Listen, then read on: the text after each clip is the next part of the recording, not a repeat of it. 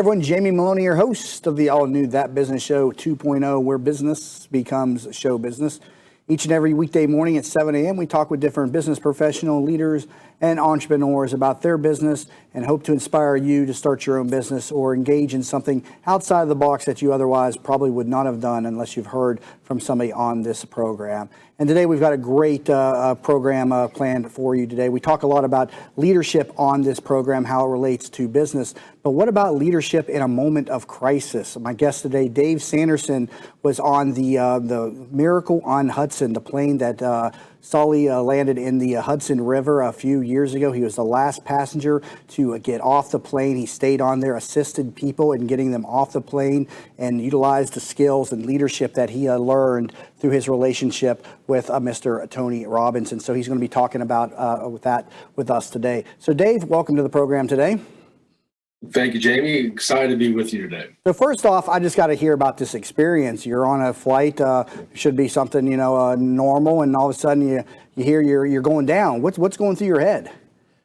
Well, when I first realized something happened, I actually saw the fire coming out from beneath the left window when I was looking out. But at that point, I thought we lost an engine. And I've been on planes and lost engines before, but when he said his famous words, "brace for impact," is when I knew that something serious was going on. So that was the moment that you had to sort of check in and make sure that you had your everything lined up and get your mind lined up, because that's I think one of the critical things is when you're facing that moment, to managing your mind in a crisis can determine whether you're going to survive or not. Now, I recently saw the movie with Tom Hanks, of course, called Sully, and correct me if I'm wrong. I know movies, embellish or, exaggerate certain things, but from the time that the birds struck, he had like a couple of minutes where he was still able to glide the plane. Is it not until he said brace for impact that you as the passengers knew that you were in a dire situation?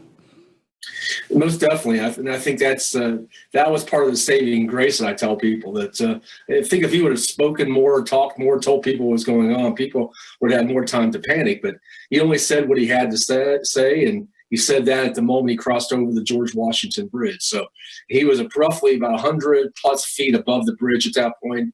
So he was roughly somewhere between about 800 and 1,000 feet as he was gliding it over the George Washington when he said those famous words. So from the time he said brace for impact to the actual impact in the Hudson, how much time elapsed between that? It was 60 to 70 seconds from that time, because when he got over, he had to put the nose down to get his speed back up. And at that point, he was heading straight into the river. Okay, and so when the plane hit the river, talk to me about the impact. Did you just get, it was like a car accident feeling? What was the impact like? It was a hard impact. I've heard him say he estimates that he hit a little over 100 miles an hour. So when we hit, I went back in my seat and up in my seat, and really quick. And when I came back up, I looked up, and that's when I looked out the window, and I saw light. But I knew that we had a shot, but the water was coming in immediately because of the way he landed the plane. The bottom was stripped, and then somebody actually did listen to the flight crew, went to the closest exit behind him and tried to open up that door, and the water started coming immediately from underneath the back of the plane. So now you have a whole different issue to deal with. Now, what was the reaction of the flight crew? Was it calm and collected? And also, what was the reaction of the passengers at that point after a touchdown on the water? The crew went into go mode. They were in business mode. I would try to give that sort of perspective.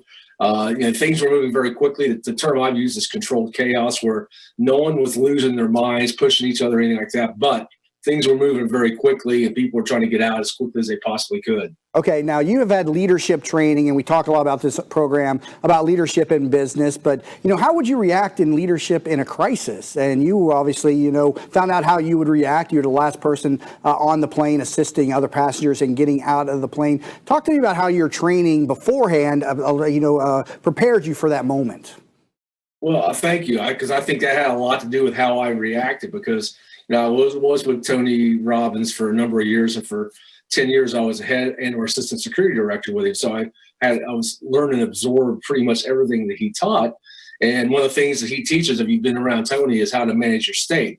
And so managing my state was the first thing that I was doing as we were going down. And once we hit, I was still trying to keep myself in a not a calm mode, but focused mode. But I think that was number one thing that I did.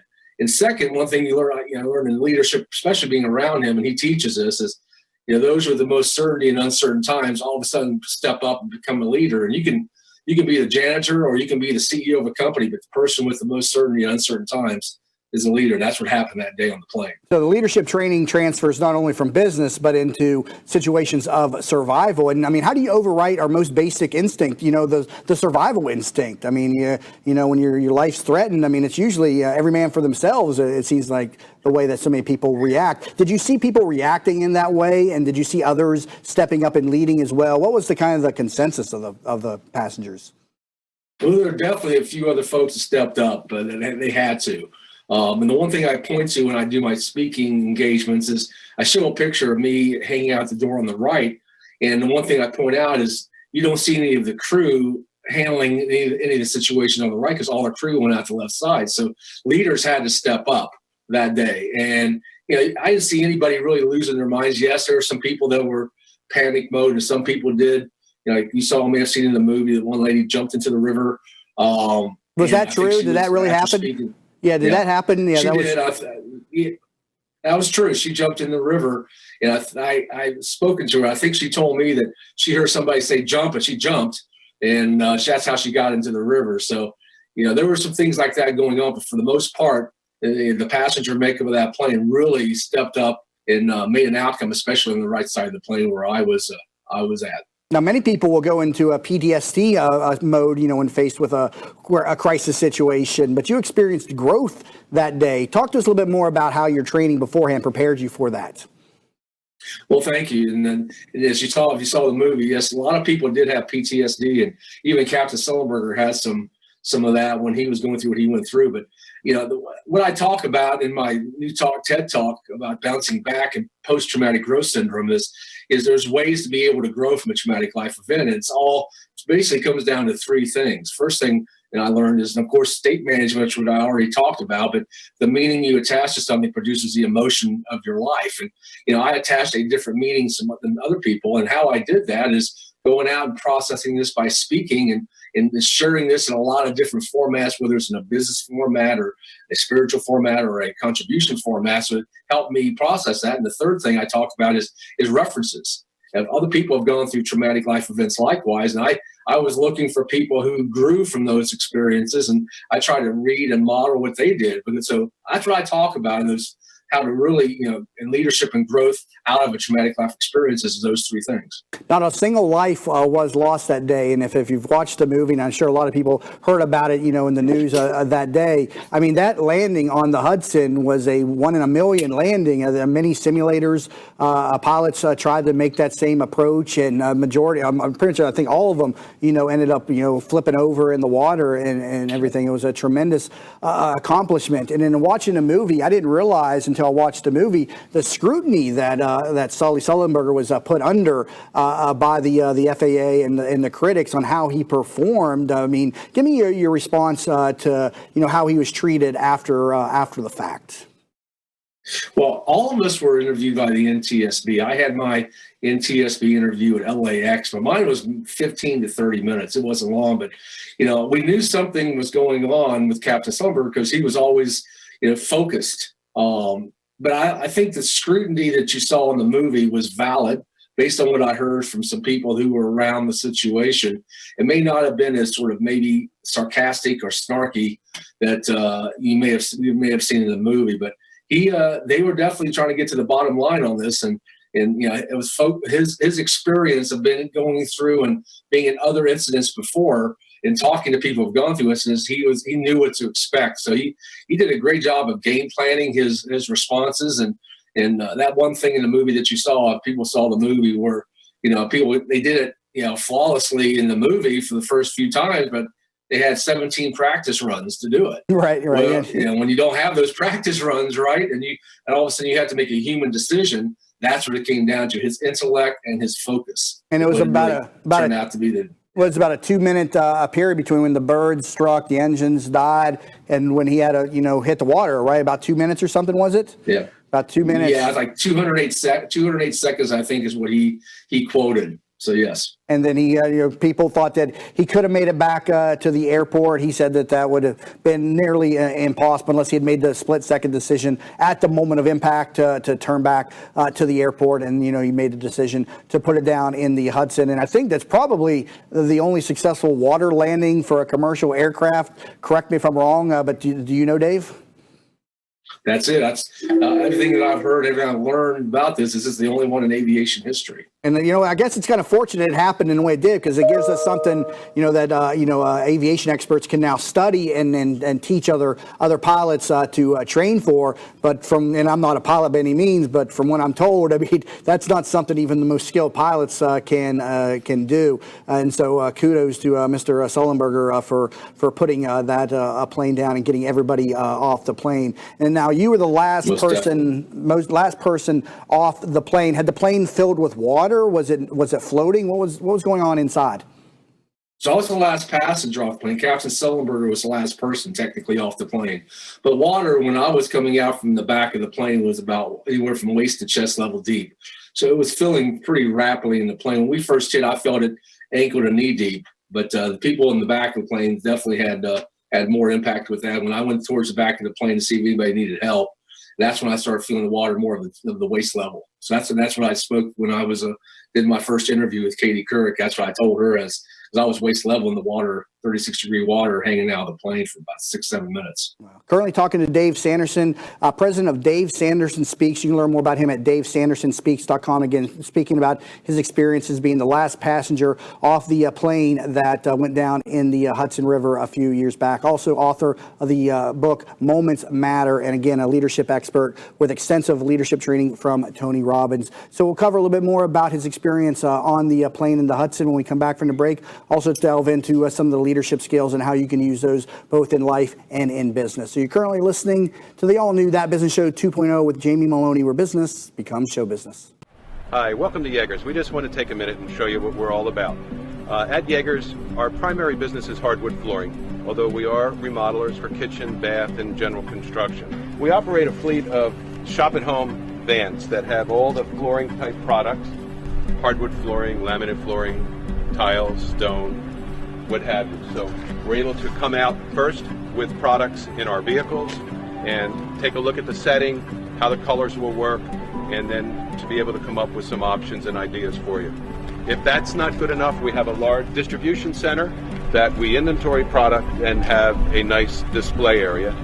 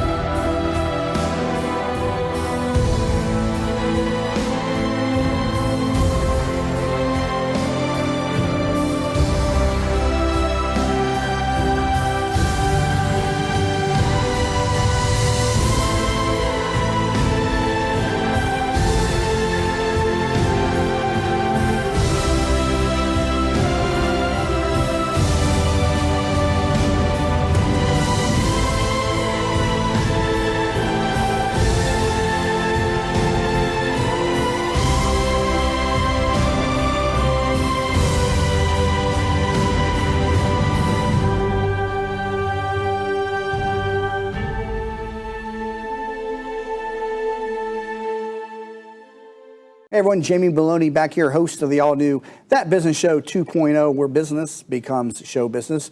Each morning we talk with different business leaders and professionals about their business, and we'd like to hear your story too. So visit tbsinterview.com for more information. My guest today, Dave Sanderson, president of Dave Sanderson Speaks. Learn more at that website, davesandersonspeaks.com, and also author of the book Moments Matter, that deals with the crisis situation when he was the last passenger on the plane that was captained by Mr. Sullenberger that went down in the Hudson a few years ago. So Dave, talk to me a little bit about the direction of your company now, what you learned in that moment, and where you've taken these lessons with your business today. Well, thank you. There was many lessons out of this, out of what happened that day. And I think I tell people this is a business case for leadership and teamwork, about the lessons that you can learn about that, how 155 people who did not know each other, who didn't care about each other, pulled something off in 6 minutes, where a lot of people who know each other and care about each other can't do anything because they get stifled. So it's really, things we talk about is about focus and persistence and awareness. Sensory acuity is something I really talk about a lot, because it's how do you communicate in the modality of the person you're around. And if you have no rapport, you've got to go into their modality pretty quick to get rapport. And that's what happened that day on the plane. And that's one of the arts of leadership that I think great leaders have, is the ability to understand what modality, whether it's auditory, kinesthetic, or visual, that person resides in, and communicate and build rapport quickly to get the outcomes they're looking for. So those are some of the things that I talked about. And in the leadership area, one thing I really emphasize is about what's called mission-focused leadership. And that's what I not only learned that day, but it was sort of a reference to what I learned with Tony and the other leaders I was around. Because what I realized after being with people like General Norman Schwarzkopf and, of course, Captain Sullenberger and Tony, is people who, great leaders are the ones who really set the mission and let back off and let people execute to their skill sets. And that's what happened on the plane that day, because all of a sudden leaders stepped up, but sometimes leaders stepped back and let other people do what they did best. So I think it was a great case study for a lot of these lessons. How many leaders did you see that day on the plane? You had about 160 passengers, correct? How many? 150 passengers. 150, that's correct. And how many would you say behaved in a leadership mentality versus a everyone for themselves mentality? I would say I don't think there are many people who are in for themselves, but I think what I viewed in going out of the plane and being on the right side of the plane, there's probably 4 or 5 people that really stepped up. One gentleman that I talked to, who was on actually the front left side, was managing that door before Captain Sullenberger got there, was a former Marine lieutenant. And he stepped up on that side of the plane and really was giving instruction and telling people how to really focus in that moment up there. So I think there were many leaders, but I've talked to 4 or 5, and we discussed and shared stories about our experiences, and I learned some things from them likewise. So it was a great experience and perspective on leadership. Now, you'd mentioned to me during the break that you're starting a new book. You've got the book Moments Matter out right now. Talk to me about the new book. You mentioned a video series and also your TED Talks. Talk to me about your business as it is today. So yes, it's amazing how the business is expanding, because my new TED Talk is called Bouncing Back, a Personal Experience with Post-Traumatic Growth Syndrome. It really focuses on these lessons around how to grow from a traumatic life event, because I've had the opportunity and honor to go to places like Fort Hood, and I've been to Oklahoma after the tornadoes, and Eastern Shore of North Carolina after Superstorm Sandy. And I talk to people, and I find out how people go into a traumatic or PTSD depressed state afterwards. And one of my goals is to help people understand how they can come out of it and do it successfully. So now that's what the new book is going to be about. And my video series is will really complement the book, because one of the things I talked about, I just mentioned about sensory acuity, is my goal is to be able to communicate with people in whatever modality they're in. So if I do a video series, an audio book, and a visual book, I can meet all the different senses and hopefully get to a wider audience with these messages. So those are 2 to 3 directions we're going with right now. Okay, so people suffering from PTSD, no matter the source, will then benefit from your books, your videos, and your talks. I mean, PTSD is a huge problem right now with people returning from overseas, and so your books are definitely a resource for them as well. That's what the goal is, and I've had the honor to talk to a lot of military folks coming back and hear their stories and understand why they're where they're at. And so I really made a conscious effort to those folks and to law enforcement now to see how I could assist them with some strategies on how they can sort of turn things around, whether they're in the front stages of PTSD or they're unfortunately deep into their situation.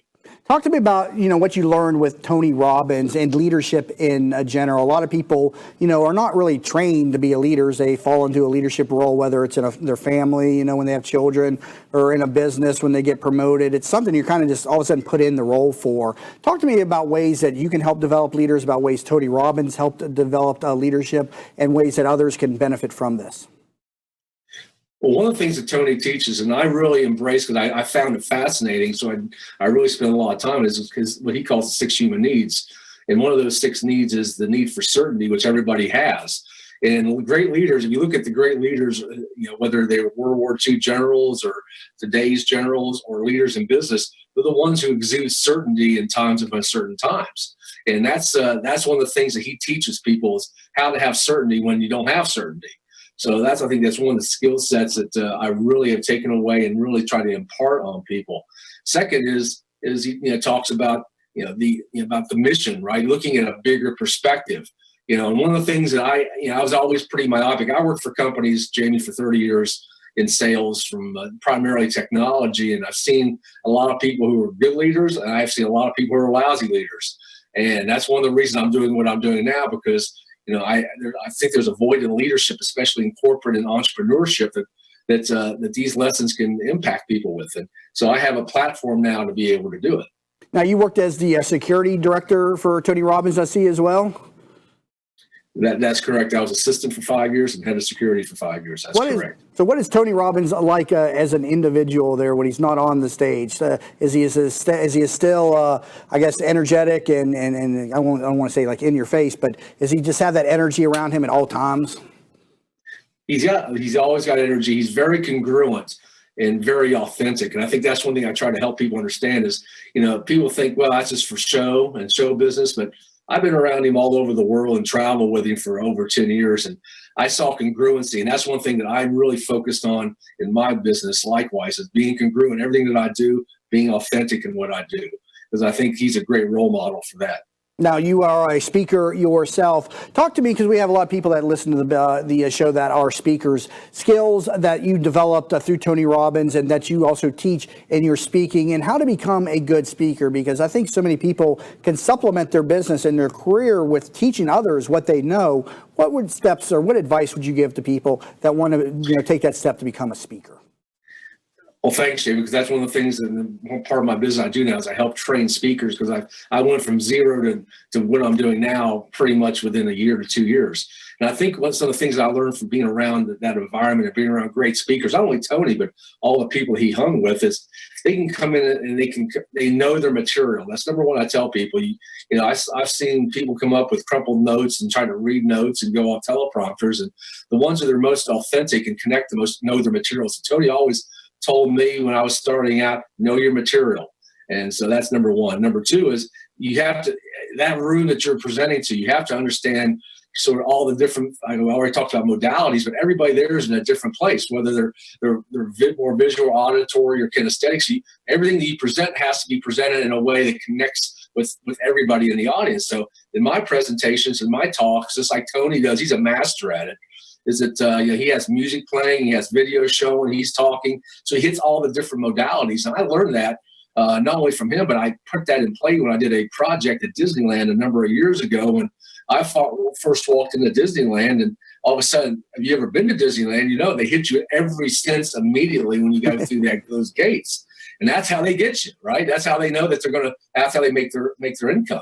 So that's what I try to do in my talks too. And Tony is a great role model for that. So I think those are the two things that I teach people. And now in part of my business on how to start your speaking business and really start having impact immediately. Now, how often do you speak? And right now, when do you have some upcoming engagements? Where can people find more about your talks?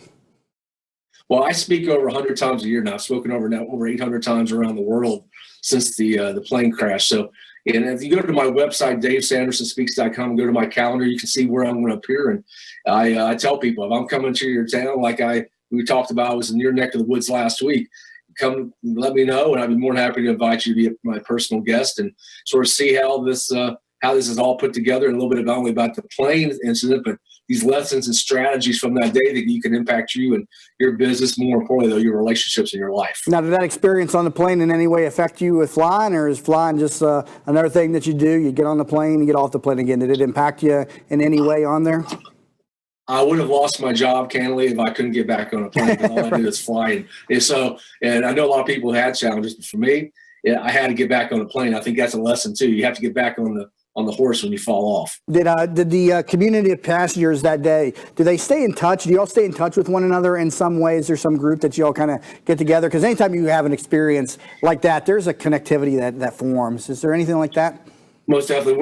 We're like a family. There's a Yahoo group which we all interact on, and a private Facebook page. But every year on the 15th of January, there's usually a get together in Charlotte and get together up in New York City for folks to be able to get back together and just to be thankful for that day. Usually I'm not speaking, because what I do on that day, Jamie, is wherever I'm speaking, I donate 100% of my honorarium back to the American Red Cross as my gift and contribution as a way to say thank you. Now, incredible story of survivorship and leadership. Again, we talk so much about leadership on this program in business, but how would you behave as a leader in a moment of crisis? And Dave Sanderson today sharing with us his story about how his skills from learning with Tony Robbins helped prepare him for that moment in crisis when the plane was put down on the Hudson River, made famous also by the movie with Tom Hanks entitled Sully. So Dave Sanderson, we greatly appreciate you being on the program today and wish you the best of luck in your speaking career.